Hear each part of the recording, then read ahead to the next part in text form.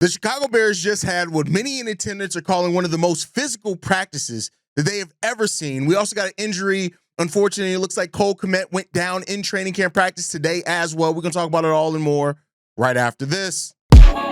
You are now tuned in to Chicago Bears Central, your number one place for all Chicago Bears news and content.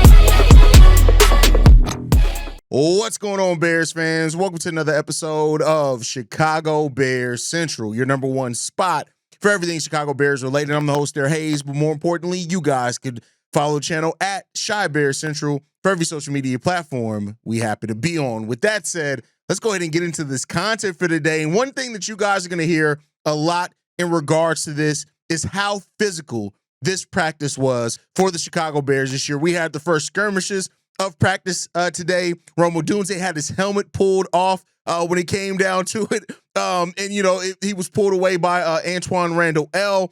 So that's really good when it comes down to it. But this team is getting physical. They are ready to go up against people. Apparently, Braxton Jones and Austin Booker also got into a skirmish today that ended with Javon Dexter pushing Braxton Jones to the ground. And I know people who are already looking at Braxton Jones losing the left tackle position are going to be looking at that one when it came down to it as well. Practice number 11 for the Chicago Bears was not only the most physical, it was one that is really starting to set the tone of what the identity of this team could be. And that's something that we've been talking a lot about. Is important for a team that really is looking to make that step into being a postseason team. You need identity. And so there are multiple fights today in practice skirmishes. I don't know if fights are really the best way to call it when it comes down to it, but we even got a Tyler Scott sighting. Reportedly, Tyler Scott delivered a big block on Jaquan Brisker as well, and Brisker got a little pissed off on it, and it had to get broken up after a tussle between the two. Listen, Tyler Scott got to do what he got to do to get noticed. If it takes pushing Jaquan Brisker to the ground, so be it. Goddamn, do it when it comes down to it. But, you know, the skirmishes that came out today are all really basically based off the competitiveness that these two teams have. And, well, that this team has. It's the same team that this team has. And I also think it really speaks to the expectation and the anticipation that they have about getting on that football field on Sunday against the Miami Dolphins, which I think is a big part in all of this as well. But let's get to the ins and outs of football of it all.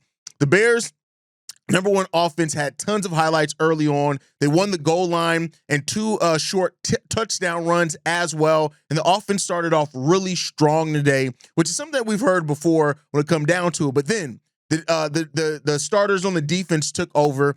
The offense still committed multiple pre-snap penalties, which the defense took advantage of. But it looks like that chemistry between Caleb Williams and Rome Odunze, as Caleb hit Rome deep down the field for a sideline touchdown to cap off and finish the day today. So that's really good when it comes down to that as well. And this just goes back to something that we've heard multiple times, that the offense and defense really have had a back and forth tug of war when it comes down to it. Roshan Johnson reportedly had himself a hell of a day as well. In the first 11-on-11 session, the offense won at the goal line with a few touchdowns from Roshan Johnson when it came down to it. And also pointed out in that same period that Noah Sewell continues to be impressive and that he's hitting hard out there in today's practice as well. So that's really good when it comes down to it. Clay Harbor saying Roshan looks good in short yardage, and Theo Benedict got reps with the ones as well.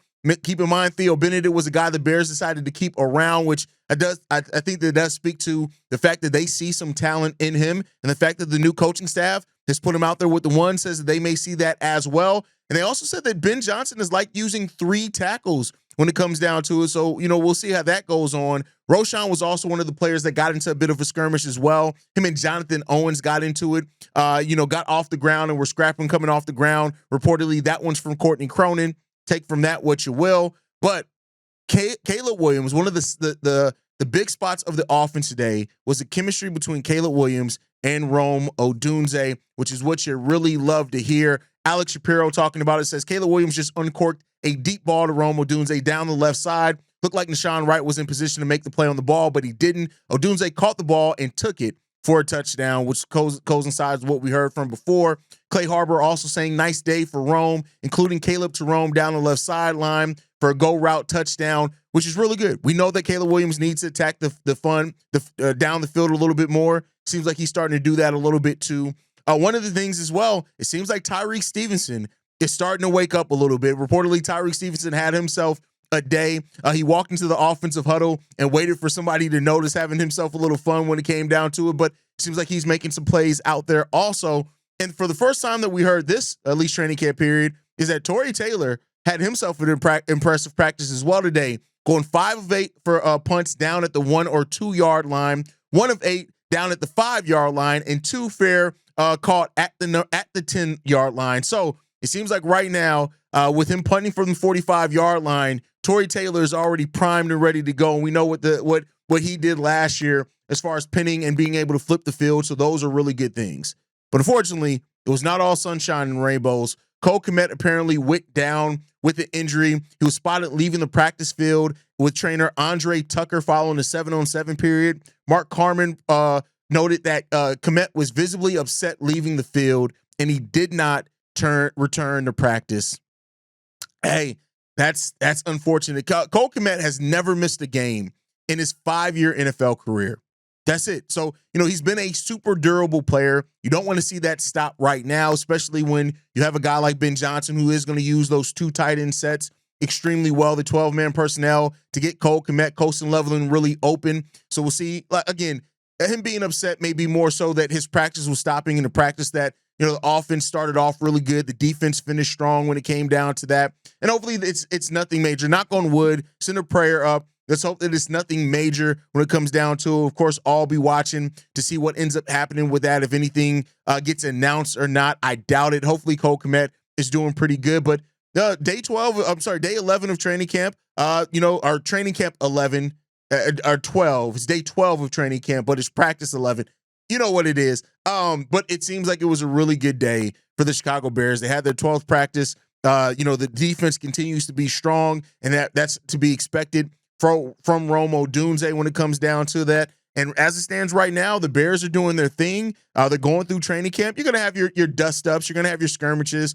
But one thing that everybody has repeated is this team is ready for that joint practice with the Miami Dolphins. And I would not be surprised. I already talked about it on today's daily episode. Would not be surprised if that practice gets a little chippy. I think this points to it even more so, probably being a little chippy between these two teams. So, look out for that, of course, when it all comes down to it. But, hey, excited practice right now. The offense is continuing to grow. It's good to hear that Caleb Williams continues to have that chemistry with Rome Odunze and that he's really, overcoming some things. Of course, you're going to have your Caleb Williams haters. You're going to have your Caleb Williams, deniers. Anything Caleb Williams does, good or bad, they're ready to jump on it. That's just the story for the day. It is what it is. That's not going to change. It's probably never going to change when that comes down to it until the Bears start winning. And to that, I understand that to some degree. Some Bears fans are going to continue having their problems until this team gets it together. But one of the things that we did find out as well today is that Ben Johnson is determined,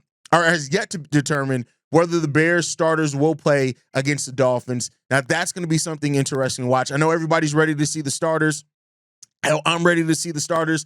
I'm going to be excited just for some football in general. So that is what it is when it comes down to it. But right now, there's not an expectation on what's going to happen with it. Johnson did say that the last install for the offense and defense, and so now we got to see what's going to happen as far as if those starters are going to play on it. And if he determines that, maybe some small amount of snaps, maybe nothing. We shall see what happens with that one. But as of right now, it's yet to be determined. And I know that's something that everybody's waiting to see between the unofficial depth chart and if the starters are going to play against the Dolphins. Everybody's kind of waiting for this to be announced and to see what that means for the Bears heading into next season. But let me know what you guys think on it all down below. When you hear that this practice got chippy, does that fill you with excitement leading into the joint practice and to a football game going down against the Dolphins this weekend? Let me know what you guys feel on that one down below. As far as Cole Kmet's injury, how concerned are you about Cole Kmet maybe missing some time? Again, somebody who hasn't missed time in their NFL career, a guy that's always going to be available, that always has been available.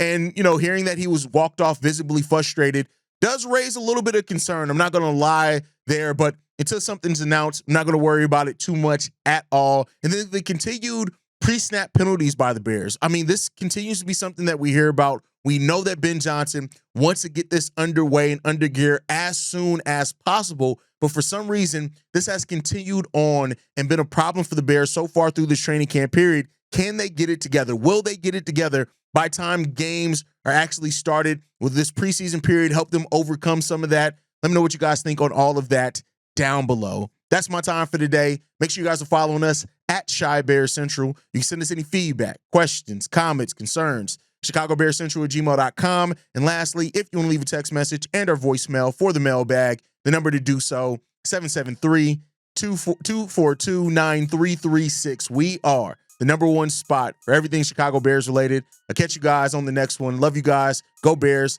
Chi-Town up. Bear down, y'all. Peace.